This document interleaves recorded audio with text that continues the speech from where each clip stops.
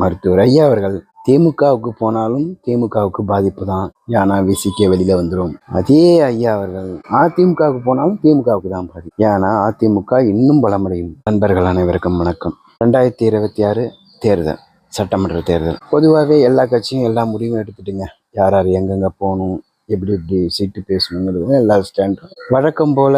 எல்லாருடைய பெரிய எதிர்பார்ப்பு பாட்டாளி மக்கள் கட்சியோட ஸ்டாண்ட் என்ன, அவங்க என்ன முடிவெடுக்க போறாங்கிறத. பொதுவாகவே தேர்தல்னாவே மேக்சிமம் எதிர்பார்ப்பு பாமகவோட ஸ்டாண்ட். இப்போ பாமகவில் உள்ள சின்ன குழப்பம், பாமகவோட நிறுவனர் டாக்டர் ஐயா அவர்கள், இன்னொரு பக்கம் பாமகவோட தலைவர் சின்ன ஐயா அவர்கள். இப்படி ஒரு சூழல்ல எல்லாரோடையும் எல்லா ஊடகமும் எல்லா கட்சியும் எதிர்பார்க்கறது பாமக என்ன சூழல்ல இருக்கு, என்ன செய்ய போகுதுங்கிறது தான். சின்ன ஐயா அவர்கள் முடிவு எடுத்துட்டாங்க. அந்த அன்புமணி அவர்கள் எங்க போகணுங்கிறத அதிமுக கூட்டணி தாங்கிறது தெளிவாக ஒரு முடிவு எடுத்துட்டாங்க. சீட்டும் என்ன, எத்தனை சீட்டு இங்கன்னு சொல்லிட்டு முடிவெடுத்ததாகவும் தகவல் வெளியாயிட்டு ஒரு விஷயம். ஐயா அவர்கள் என்ன ஸ்டாண்டுங்கிறத அடுத்த கட்டம் எல்லா ஊடகமும் சரி, அனைத்து கட்சியும் சரி கடுமையாக எதிர்பார்க்க ஆரம்பிச்சிட்டாங்க.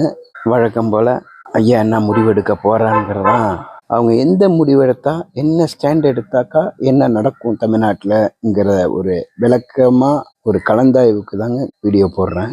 பேசுகிறேங்கிறத விட கலந்தாய்வுன்னு ஏன் சொல்கிறேன்னா, நீங்களும் இதில் கமெண்ட் பண்ணலாம், உங்கள் கருத்தையும் இதில் சொல்லலாம். மருத்துவர் ஐயா அவர்கள் திமுக பக்கம் போனால் என்ன ஆகும், அதிமுக பக்கம் போனால் என்ன ஆகும்? தற்போதைக்கு உள்ள சூழலில் ஐயா எந்த ஸ்டாண்ட் எடுத்தாலும் அதிமுகவுக்கு பாசிட்டிவாக தான் முடியும். அதில் மாற்று கருத்தே இல்லை. அது ஏன் அப்படி சொல்கிறேன்னு சொன்னாக்கா, மருத்துவர் ஐயா திமுக போயிட்டாருன்னு சொன்னாக்கா கண்டிப்பாக விசிக வெளியே வரும். அதை திமுக விரும்பாது. அதே சமயம் இப்போ காங்கிரஸ் வெளியில் போகிற சூழ்நிலைன்னு இருக்குது. ஏன்னா அவங்க அதிகாரத்தில் பங்கு, ஆட்சியில் பங்குன்னு ஒரு குழப்பிட்டு இருக்காங்க. ஒரு பொறுப்பாளரும், காங்கிரஸில் உள்ள ஒரு பொறுப்பாளரும் ஒரு கருத்து சொல்லிட்டு இருக்காங்க. அதனால முழுசாகவும் திமுக காங்கிரஸை நம்ப விரும்பவில்லை. ஒரு விஷயம், காங்கிரஸ் மேலே இருக்கிற சந்தேகத்தில் இன்னும் கூட்டணியை பலப்படுத்தணுங்கிற எண்ணத்தில் டாக்டர் ஐயாவை எதிர்பார்த்துட்டு இருக்காங்க திமுகவில்.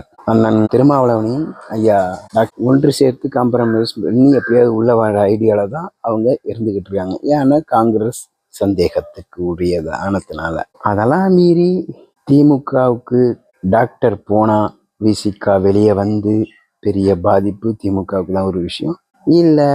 இப்படி ஒரு சூழல் வருது, டாக்டரை திமுக எதிர்பார்க்கலங்கிற ஒரு சூழல் வந்துடுச்சுன்னு சொன்னாக்கா, அதிமுகவில் ஏற்கனவே அழைப்பு கொடுத்துக்கிட்டு தான் இருக்காங்க மருத்துவர் ஐயாவுக்கு. ஒரே கோரிக்கை அதிமுகவில் கொடுக்கறது, இருவரும் ஒரே சின்னத்தில் நிற்கணும், திரும்பி ஆர்கனைஸாக இருக்கணுங்கிறது தான் அதிமுகவோட வேண்டுகோள். அந்த ஸ்டாண்ட் எடுத்தாலும் அதிமுக பலமடையும், திமுக தோல்வி அடையும். அதுக்கான சூழல் தான் அமையும்.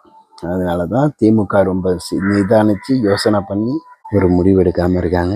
நான் கடைசியாக சொல்ல வருது என்னென்ன, மருத்துவர் ஐயா அவர்கள் திமுகவுக்கு போனாலும் திமுகவுக்கு பாதிப்பு தான்.